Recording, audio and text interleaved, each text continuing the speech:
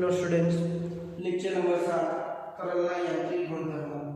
અત્યાર સુધીની ચર્ચામાં વાલા વિદ્યાર્થી મિત્રો આપણે ગઈકાલના લેક્ચરમાં દાખલાઓની ચર્ચા કરેલી યુટ્યુબ આધારિત એક દાખલો ગણેલો, એને કનેક્ટેડ બીજો દાખલો આજે આ લેક્ચરમાં ગણવાનો છે। એ પહેલા આપણે બે સાધનના નામ અને એની વિશે સમજણ મેળવીશું। તમને શરૂઆતમાં મેં દબાણના ઘણા બધા એકમો લખાયા હતા, એમાં બે એકમ લખાયેલા જેની ચર્ચા પછીના લેક્ચરોમાં કરીશું એવું મેં જણાવ્યું। એ ચર્ચા આપણે આ બે થિયરીમાં કરવાની છે। તો નોટ પેન લઈને વિદ્યાર્થી મિત્રો રેડી થઈ જાઓ। એક એકમ હતો દબાણનો ટોર્ક અને બીજો હતો મિલીમીટર ઓફ Hg। Hg એટલે પાવર। ઓકે, હવે તમે બે વસ્તુ પ્રેક્ટિકલ ઘરે પણ કરી શકો। જ્યારે કોઈ કાચની નળી હોય એટલે આવું એક બીકરમાં પાણી ભરો અને એમાં કાચની નળીને ઊંધી ડુબાડો તો પાણી ઉપર તરફ ચડશે। પાણી ઉપર તરફ ચડે અને એનો શેપ આવો થાય। આ રીતે નળીમાં પાણી હોય, બરાબર? આ નળી છે, નળીને ઊંધી મૂકીએ તો પાણીનો જે ઉપરનો ભાગ આવો હોય, બરાબર, અંતર્ગોળ તરફ। અને જ્યારે અહીંથી જોઈએ તો આ અંતર્ગોળ થયો।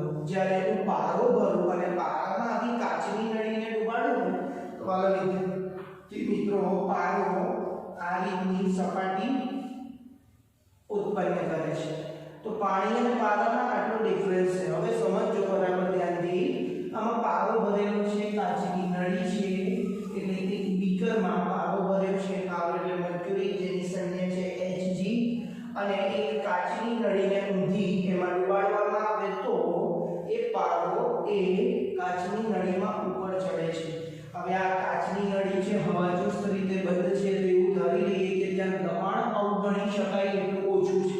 એટલે આ ઉપરના બિંદુએ દબાણ કેવું છે, અવગણ્ય હોય એટલું ઓછું છે। તો આ રચના જે થઈ, આવી ગોઠવણને આ સાધનનું નામ આપ્યું બેરોમીટર। કયું મીટર? બેરોમીટર। એક વાત યાદ રાખજો વિદ્યાર્થી મિત્રો, તમે બોટમ લેવલથી નાના સ્ટાન્ડર્ડથી ભણતા આવ્યા છો, જ્યારે સાધનનું નામ આવે ને ત્યારે પાછળ મીટર શબ્દ લાગ્યા। વ્યવહારિક રીતે તમને તે યાદ રહી શકે એમ છે કે પાછળ મીટર શબ્દ લાગતો હોય તો એનો અર્થ એ થયો કે એ એક સાધન છે, એ એક માપવાનું સાધન છે। હવે તમે વિચાર કરો, તમારા એક્ટિવા કે બાઇકનું સ્પીડોમીટર, તમારી કારનું સ્પીડોમીટર, નામ કેમ એને સ્પીડોમીટર નામ આપ્યું છે? એ સાધન છે, એ તમારા વાહનની તત્કાલીન ઝડપનું મૂલ્ય આપે છે। તેવી રીતે જ્યારે ફિઝિક્સ રિલેટેડ કોઈ પણ થિયરી ભણતા હોય પાછળ મીટર શબ્દ આવશે। આગળ જતા મેનોમીટર આવ્યું, વેન્ચુરીમીટર આવશે, બીજા ઘણા બધા ગેલ્વેનોમીટર, એ મીટર, વોલ્ટમીટર, એ મીટર, વોલ્ટમીટર તમે ધોરણ 10 માં પણ ભણી ગયા છો। એટલે મીટર શબ્દ આવે એટલે તમારે સમજી લેવું કે અહીંયા કંઈક તમને સાધનની રજૂઆત કરવા માટે ઉલ્લેખ કરેલો છે, બરાબર? કોઈ સાધનની વાત કરી રહ્યા છે તો સાધન છે આપણું બેરોમીટર, જેની રચના બહુ સિમ્પલ થઈ ગઈ, બરાબર? આ બેરોમીટર એ શા માટે વાપરવામાં આવે છે? તો ટોરિસીલીએ વૈજ્ઞાનિકનું નામ છે। ટોરિસીલીએ વૈજ્ઞાનિકનું નામ છે જેણે વાતાવરણનું દબાણ જે આપણે લઈએ છીએ ને 1.013 × 10⁵ પાસ્કલ, આ વેલ્યુ લાવવા માટે એણે આ સાધનનો ઉપયોગ કરેલો। આપણે તો અત્યારે પ્રેક્ટિકલી લઈ જઈએ છીએ ગાણિતિક વખતે, પણ એ શોધાઈ કેવી રીતે? તો એ આ આકૃતિની મદદથી શોધાઈ, અને આ સાધનનું નામ છે બેરોમીટર, જેમાં એક બીકરમાં પારો ભર્યો હોય અને કાચની નળી ઊંધી ડુબાડવામાં આવી હોય તો આપણને એક પાસ્કલનું મૂલ્ય, એક એટમોસ્ફિયરિક પ્રેશરનું મૂલ્ય મળે છે। કેવી રીતે મળે છે હવે એ ગણતરી હું તમને બતાવું। તો તમારા મગજમાં બે વસ્તુ ક્લિયર થઈ જવી જોઈએ, પારાનું લોજિક શોધવું અને પાણીનું શોધવું, બરાબર?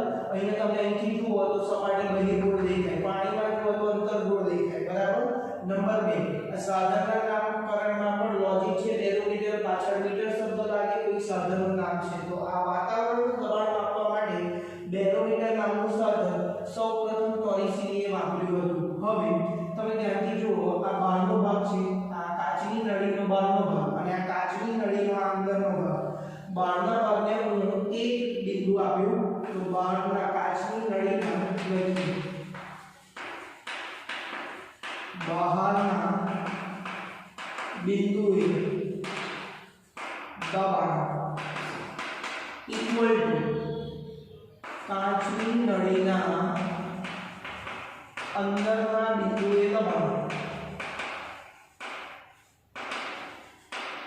બહુ સિમ્પલ છે. આને મેં 1 કીધું છે એટલે પ્રેશર એટ 1 પોઈન્ટ, આને મેં 2 પોઈન્ટ કીધું છે એટલે પ્રેશર એટ 2 પોઈન્ટ. તમને હું એક એક્ઝામ્પલ લઈને બતાવું છું જેથી કરીને તમે હજી ક્લિયર વધુ થઈ શકો. અગાઉ આપણે આ કન્સેપ્ટનો ઉપયોગ કર્યો છે. આ બોટલમાં પાણી ભરેલું છે, બરાબર? તો તમે જોઈ શકો કે હું આ જે આડી લાઈન બતાવું છું, આડી લાઈન પરના દરેકે દરેક પાણીના બિંદુએ ઉદ્ભવતું દબાણ કેવું હશે? એક સરખું. એટલે એક સરખી ઊંચાઈએ આવેલા દરેક બિંદુએ દબાણ કેવું હોય? એક સરખું. હું બોટલને આડી કરતો તો હવે આ આમ લાઈનથી અહીંયાથી આ આડા જે ચોક હોલ્ડર મેં આડું બતાવ્યું છે એ પરના દરેકે દરેક પાણીના બિંદુએ તરલનું દબાણ કેવું હશે? એક સરખું. તમે આવું ના કહી શકો. આવું વર્ટિકલ છે, ઊભું રાખેલી છે પાણીની બોટલ. હવે તમે આમ જુઓ તો નીચે જાઓ, અહીંયાથી સપાટીથી નીચે જાઓ એમ ઊંડાઈએ દબાણ કેવું હોય? વધારે. પણ સમક્ષિતિજ વાત કરું તો દબાણ કેવું હોય? એક સરખું. અને માટે આપણે પાસ્કલનો નિયમ લગાવી શકીએ. આ બંને એક સરખી ઊંચાઈએ છે જમીનથી, બરાબર? બીકરના તળિયેથી. તો એ જગ્યાએ ઉદ્ભવતું દબાણ સરખું હોય. ઓકે, ચલો આ લોજિક તમારા માઇન્ડમાં ક્લિયર થઈ ગયું. P1 = P2. હવે P1 ને શું લખાય? વાતાવરણના દબાણ કેટલું? Pa atmospheric pressure. અને કહેવાય વાતાવરણનું દબાણ. ક્યાંય ભૂગવાની કશી જરૂર નથી, એકદમ ધ્યાનથી જોતા રહેજો. કન્સેપ્ટ જૂનો યાદ છે, ખાલી વાપરવાનો છે. આ જૂનો કન્સેપ્ટ વાપર્યો જેને ફરી મેં તાજો કર્યો એક્ઝામ્પલ થકી. કાચની નળીના અંદરના બિંદુએ દબાણ કેટલું છે? P2. હવે P2 પણ જેટલું હોય તો જો h જેટલો પારો ઉપર ચડ્યો અને આ જગ્યાએ દબાણ અવગણ્ય છે. તો હું લખું છું એ જગ્યાએ દબાણ ધારો કે P છે અને એપ્રોક્સિમેટલી કેટલું છે? 0. તો અત્યારે P cos h rho g. હવે આ P ની વેલ્યુ કેટલી છે? 0. h rho g. તો P a. હવે ધ્યાનથી જુઓ, h છે ઊંચાઈ, rho છે પારાની ઘનતા અને g છે ગુરુત્વ પ્રવેગ. આ ત્રણની કિંમત મૂકશો તો તમને વાતાવરણનું દબાણ એ જે તમે યાદ રાખ્યું છે 1.01 × 10⁵ પાસ્કલ મળશે. જ્યાં એ આ સાધનની મદદથી પારો કેટલો ઊંચે ચડ્યો? તો એ પારો 76 સેન્ટીમીટર જેટલો ઊંચે ચડેલો જોવા મળ્યો. પારાની ઘનતા, રો કોની ઘનતા છે? જે લિક્વિડ ભરેલું છે પારાની ઘનતા કેટલી છે વિદ્યાર્થી મિત્રો? સમજાવેલી છે kg/મીટર ક્યુબ. 13.6 × 10³ કિલોગ્રામ/મીટર ક્યુબ. અને સેન્ટીમીટરમાંથી મીટરમાં ફેરવો તો 0.76 મીટર થયો, બરાબર? 0.76 મીટર. હવે g ની વેલ્યુ તમે લખો 9.8 મીટર/સેકન્ડ². તો આ ત્રણ કિંમતો અહીંયા મૂકશો તો તમને Pa ની વેલ્યુ મળશે 1.01 × 10⁵ પાસ્કલ. આ SI એકમ છે, કન્ફ્યુઝન થતું હોય તો ન્યૂટન/મીટર² લખી દેવાનું. બંને સેમ એકમ છે. શું કામ કર્યું? આ સાધનની મદદથી વાતાવરણનું દબાણ આપણે માપી શકીએ. પારો કેટલી ઊંચાઈએ ચડે છે? તો 76 સેન્ટીમીટર. હવે તમને રિકોલ થયું હશે કે 76 સેન્ટીમીટર ઓફ Hg નો મતલબ શું? કે પારો એ h જેટલી ઊંચાઈએ એટલે 76 સેન્ટીમીટર જેટલી ઊંચાઈએ ઉપર ચડે છે, બરાબર? તો આ સાધન હતું આપણું બેરોમીટર. કયું સાધન હતું? બેરોમીટર. જેની મદદથી આપણે વાતાવરણનું દબાણ શોધી શકીએ છીએ. કોનું દબાણ શોધી શકીએ છીએ વાલા વિદ્યાર્થી મિત્રો? વાતાવરણનું દબાણ. હવે બીજો એક એકમની ચર્ચા કરીએ આમાં. તો આ એકદમ ક્લિયર વાત થઈ જવી જોઈએ. ઘણી વખત ક્વેશ્ચન આમાંથી બની શકે. ઓકે, કોમ્પિટિટિવ માટે અગત્યનું હતું. હવે એક ટોર્ક એટલે 133 પાસ્કલ. આનો પણ પ્રૂફ તમને મળે. તો એ ટોર્ક એક્ચ્યુઅલી શા માટે નામ આપવામાં આવ્યું? તો ટોરિસલી નામના વૈજ્ઞાનિકે આ સાધન બનાવ્યું હતું અને એની મદદથી એને વાતાવરણનું દબાણ શોધ્યું. એની યાદમાં દબાણનો એક એકમ એક ટોર તરીકે લખવામાં આવે છે. એક ટોર એટલે 1 મિલીમીટર ઓફ Hg. આનો અર્થ શું થયો? એક ટોર એટલે 1 મિલીમીટર ઓફ Hg. સમજો hg એટલે પારો, hg એટલે પારો, મિલીમીટર એટલે ઊંચાઈ છે, તો પારાની ઊંચાઈ જો કાચની નળીમાં 1 મિલીમીટર જેટલી હોય તો એ બિંદુએ દબાણ કેટલું કહેવાય? 1 ટન. કેટલું કહેવાય? 1 ટન. હવે 1 ટનની તમારે વેલ્યુ આ શોધવી હોય તો કેવી રીતે મળે? ચલો પ્રૂફ આપી દઉં. આ એની સાબિતી છે. બહુ સિમ્પલ છે. તમારે એક વાત યાદ રાખવાની, 1 ટન એટલે 1 મિલીમીટર ઓફ Hg થવાનું યાદ રાખવાનું છે. તો 1 મિલીમીટર ઓફ Hg એટલે 1 મિલીમીટર એટલે 10⁻³ બરાબર h rho g. rho એટલે પારાની ઘનતા 13.6 10⁻³ h rho g લખી દઈએ ને આપણે h rho g 9.8. ચલો આ 9.8 g rho એટલે પારાની ઘનતા અને h એટલે એની હાઈટ 1 મિલીમીટર 10⁻³ મીટર. આપણે કેન્સલ થશે. આનો ગુણાકાર કરશો તો 133.something જવાબ મળશે. તો આ 1 ટનનો જવાબ પડ્યો. તો દબાણના વિવિધ એકમોનો હવે ડિટેલપૂર્વક અભ્યાસ થઈ ગયો. વાલા વિદ્યાર્થી મિત્રો, દરેકનું અન્ડરસ્ટેન્ડિંગ ક્લિયર હોવું જોઈએ. 1 મિલીમીટર ઓફ Hg અને 1 ટન કહેવાય, અને વાસ્તવમાં ફેરવતા હવે તમને આવડવું જોઈએ. 1 centimetre of Hg A 1 millimetre of Hg છે એનો મતલબ પણ ખ્યાલ આવવો જોઈએ કે h ઊંચાઈએ પારો ઉપર ચડે છે એની એના અનુસંધાનમાં તમારે ગણતરી કરવી પડે. તો આ સંપૂર્ણ માહિતી હતી બેરોમીટરની, જેમાં આપણે બે એકમોનો પણ વિશેષપૂર્વક અભ્યાસ કર્યો. એક છે ટોર્ક અને બીજો છે મિલીમીટર ઓફ Hg. ઓકે, બીજું એક આવું સાધન છે, સાધન જ હશે કારણ કે પાછળ મીટર શબ્દ લાગે છે. આ બેરોમીટર હતું, આ મેનોમીટર છે. તો કોઈ વાયુનું દબાણ માપવું હોય તો આવા સાધનનો ઉપયોગ કરવામાં આવે છે. વાયુનું દબાણ માપવા માટે આ સાધન વપરાય છે, મેનોમીટર. ચલો એની રચના કેવી છે? બહુ સિમ્પલ છે. તો આ એક વાયુ ભરેલો એક તંત્ર છે. વાયુ જેમાં વાયુ ભરેલો છે જે મેં ટાંકા વડે દર્શાવ્યું છે. હવે એ વાયુ ભરેલા તંત્રમાં આપણે એક યુ આકારની નળી ફિટ કરવામાં આવે છે. એક વાયુ આકારના તંત્ર સાથે એક યુ આકારની નળી આપણે શું કરીએ છીએ? ફિટ કરીએ છીએ. અને આ સાધન જે રચાયું એને આપણે મેનોમીટર કહીએ છીએ. શું કહીએ છીએ? મેનોમીટર. બરાબર. તો આટલી વાત તમારા મગજમાં ફિક્સ થઈ જવી જોઈએ. હવે આ ગેસ જે છે એ અહીંયા સુધી ભરેલો છે અને અહીંયાથી આ જે લિક્વિડ છે એ પારો છે. અત્યારે કયું છે? પારો. માની લો કે આ પારો છે. ફરી એક વખત યુ આકારની નળીનો એક છેડો ખુલ્લો છે જે ડાયરેક્ટ કોની જોડે છે? વાતાવરણના દબાણ જોડે, એટલે ત્યાં દબાણ મેં લખ્યું Pa. બીજો એનો છેડો જે તંત્રનું દબાણ માને માપવું છે એ તંત્ર સાથે જોઈન કરવામાં આવે છે. આથી બનતી રચનાને મેનોમીટર કહેવાય. વાયુનું દબાણ માપવા માટે વપરાય સિમ્પલ વસ્તુ. આને પોઈન્ટ 1 કીધો, આને પોઈન્ટ 2 કીધો. સરખું જ લિક્વિડ છે. 1 અને 2 બિંદુએ લિક્વિડ કયું છે? પારો છે. એટલે અત્યારે પ્રવાહી કયું છે? પારો છે. તો જો તમે જોઈ શકો એક સરખી ઊંચાઈએ આવેલા બે બિંદુએ ઉદ્ભવતું દબાણ કેવું હોય? સરખું. તો આ આકૃતિ પરથી P1 P2 લખાય. P1 મારે માપવું છે કારણ કે આ બિંદુએ જે દબાણ હશે એ કોનું દબાણ હશે? વાયુનું દબાણ. અને વાયુનું દબાણ મારે શોધવું છે. તો P1 ચલો P2. તો P2 માટે શું છે? આ Pa plus h rho g, h into rho into g. જ્યાં rho કોની ઘનતા છે? પારાની ઘનતા. અહીંયા જો કોઈ બીજું લિક્વિડ ભર્યું હોય તો એની ઘનતા. g ગુરુત્વ પ્રવેગ છે અને h ઊંચાઈ, પારાની ઊંચાઈ, પારાના સ્તંભની ઊંચાઈ જે બતાવેલું છે કેટલી ઊંચાઈએ છે. બરાબર. તો આની કિંમત તમે p એ ખબર છે, h અહીંયાથી માપી શકો, rho એ પારાની ઘનતા ખબર છે, g ખબર છે. તો તમને જે ગેસ આપ્યો છે, જે વાયુ છે એનું દબાણ તમે મેનોમીટર નામના સાધનની મદદથી સરળતાથી શોધી શકો. તો બે રચના પૂર્ણ થઈ વિદ્યાર્થી મિત્રો. એક થઈ બેરોમીટર અને બીજી છે મેનોમીટર. હવે સ્વાધ્યાયમાં 8મા દાખલાની રકમ આ પ્રમાણે છે.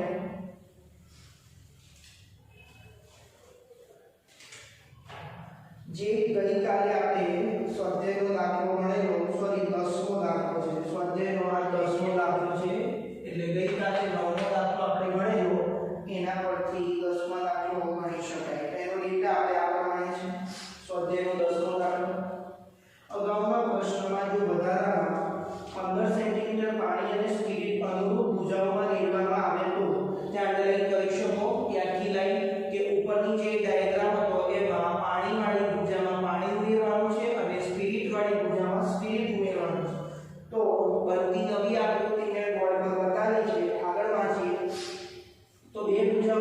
પારાના લેવલ વચ્ચેનો તફાવત કેટલો હશે? પારાનું વિશિષ્ટ ગુરુત્વ 13.6 લો. પારા માટે વિશિષ્ટ ઘનતા આપી છે 13.6. હવે તો પારાની ઘનતા કેટલી થશે? 13.6 ગ્રામ પર સેન્ટીમીટર ક્યુબ. કારણ પારાની વિશિષ્ટ ઘનતા આપેલી છે. હવે તમને ખબર છે પારાની વિશિષ્ટ ઘનતા બરાબર પાણીની ઘનતા છેદમાં શું આવે? પાણીની ઘનતા અને અહીંયા પદાર્થની ઘનતા. પદાર્થની ઘનતા છે વિશિષ્ટ ગુરુત્વ છે 13.6 બરાબર. અને આ પાણીની ઘનતા CGS માં 1 આવે તો પદાર્થની ઘનતા કેટલી થઈ ગઈ? 13.6. અને માટે આપણે આવું લખી શકીએ પારાની ઘનતા એટલે પદાર્થની ઘનતા એ 13.6 ગ્રામ પર સેન્ટીમીટર ક્યુબ છે. ખાસ એકમ સહિત યાદ રાખો. જો પારાની ઘનતા SI માં બોલે તો 13.6 ગુણ્યા 10 ની 3, CGS માં બોલે તો 13.6. તો પારાની ઘનતા થઈ ગઈ 13.6 ગ્રામ પર સેન્ટીમીટર ક્યુબ. અહીંયા પારાની હાઈટમાં કે ડિફરન્સ બતાવ્યો છે. કારણ શું છે સમજી લો. ગઈકાલના ડેટામાં એક એડિશનલ ઉમેરો કર્યો કે પાણીની હાઈટ ગઈકાલે 10 સેન્ટીમીટર હતી. હવે આ ભુજામાંથી બીજું 15 સેન્ટીમીટર પાણી ઉમેરું તો કુલ ઊંચાઈ થઈ 25 સેન્ટીમીટર. અને પારામાં પણ હું સ્પિરિટ બીજી ભુજામાં હું સ્પિરિટ ઉમેરું છું. એની ટોટલ હાઈટ થઈ 27.5 સેન્ટીમીટર. તો પારો એ સ્પિરિટ વાળી ભુજામાં છે ઉપર ચડે છે તો આ જે હાઈટ છે એ ડિફરન્સ કેટલું h શોધવાનો છે. તો હું આખો ડેટા ફરી રિકોલ કરાવી દઉં. ગઈકાલના જે દાખલો ગણ્યો આની ઉપરનો સ્વાધ્યાયના 9મા દાખલામાં એવું હતું કે યુ આકારની ટ્યુબમાં આ એક ભુજામાં પાણી હતું, બીજી ભુજામાં સ્પિરિટ હતું, નીચેના ભાગમાં પારો હતો. હવે બંનેમાં હું આમાં પાણી ઉમેરીશ, આમાં સ્પિરિટ ઉમેરીશ તો આ પારાનું લેવલ સ્પિરિટ બાજુ થોડું ખસે છે. તો એ ઊંચાઈનો તફાવત આપણે શોધવાનો છે. હવે આપણને ખબર પડી ગઈ કે આ ભુજા 1 છે, આ ભુજા 2 છે. સપોઝ આ ભુજા નંબર 2 છે. ભુજા 1 માં પાણી ભરેલું છે તેના માટેનો બધો ડેટા આપણે 1 વડે દર્શાવીશું. ભુજા 2 માં સ્પિરિટ અને પારો બંને છે પણ અત્યારે સ્પિરિટ માટે ટુ સંજ્ઞા વાપરીશું અને પારા માટે કોઈ પણ સંજ્ઞા વાપરીશું નહીં. હવે ધ્યાનથી જુઓ h મારે શોધવાનું છે. પારાની ઘનતા અવધિ પરથી તમને મળી જાય કારણ કે પારાની વિશિષ્ટ ઘનતા આપી છે. તો પાણીની ઘનતા તમને ખબર છે 1 ગ્રામ પર સેન્ટીમીટર ક્યુબ હોય તો પદાર્થની ઘનતા એટલે કે પારાની ઘનતા તમને 13.6 મળી જાય ગ્રામ પર સેન્ટીમીટર ક્યુબ. હવે સ્પિરિટની ઘનતા એ અગાઉના દાખલામાં આપણે શોધેલી 0.8 ગ્રામ પર સેન્ટીમીટર ક્યુબ. ક્યાંથી મૂકી છે તો સ્વાધ્યાયના 9મા દાખલા પરથી. બરાબર, સ્વાધ્યાયના 9મા દાખલા પરથી આના વેલ્યુને મૂકેલી છે. જો જરૂર જણાય ડાયરેક્ટ આ દાખલો પૂછવો હોય તો તમને વેલ્યુ આપી દઈશું સ્પિરિટની ઘનતા. હવે એક જ વાત રહી કે આ એક બિંદુ છે એ હું એ નામ આપું. અહીંયા કોઈ બિંદુ લઉં એ જ સમક્ષિતિજ સપાટીએ એને હું બી નામ આપું. એકદમ ધ્યાનથી જોજો. દરેક જે સ્પિરિટ છે, પાણી છે અને પારાને અલગ અલગ મેં લેવલથી બતાવેલા છે. તો P A equal to P થશે. એ બિંદુ પાસેનું દબાણ એ બી બિંદુ જેટલું દબાણ જેટલું જશે કારણ કે બંને બિંદુઓએ ભરેલું લિક્વિડ એ પારો છે. લિક્વિડ બદલાય તો સરખું ના આવે પણ એ લિક્વિડ કેવું છે? પારો છે. એનો મતલબ કે એ બિંદુએ દબાણ એ બી બિંદુએ દબાણ જે છે બંને સરખું થયું. હવે સમજો એ બિંદુએ દબાણ Pa કેવી રીતે લખાય? બંને વાતાવરણ જોડે સંપર્કમાં છે એટલે Pa H ρg એટલે H1 ρ1g Pb. Pb માં ધ્યાનથી જોજો Pa શું લખાશે? Pa આ બંને છે. પારો પણ છે, આટલી ઊંચાઈનો પારો પણ છે અને આટલી ઊંચાઈનો સ્પિરિટ છે. પારા માટે લખીએ H ρg સ્પિરિટ માટે લખીએ H2 ρ2g. Pa cancel out એટલે ઘણી વખત લખેલા હોતા નથી. તમે લખો તો વધુ સચોટ માહિતી મળે કારણ કે બંને યુ આકારની નળીના મુક્ત છેડા છે, વાતાવરણ જોડે સંપર્કમાં છે તો Pa કેન્સલ થઈ ગયો. મારે H શોધવો છે. ચલો g દરેકે દરેક પદમાંથી નીકળી જશે તો H1 ρ1 equal to H ρ plus H2 ρ2. ધ્યાનથી જો ρ2 છે તમારી જોડે પારાની ઘનતા એટલે આપણે એને ડેન્સિટી ρ આપી છે સંજ્ઞા.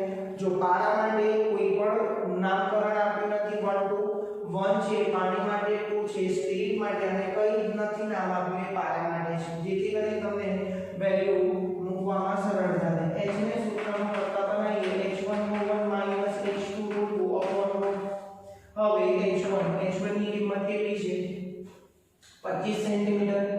બધું CGS માં મૂકીએ છીએ. ρ1 એટલે પાણીની ઘનતા CGS માં 1 ગ્રામ પર centimetre cube. Yes or no?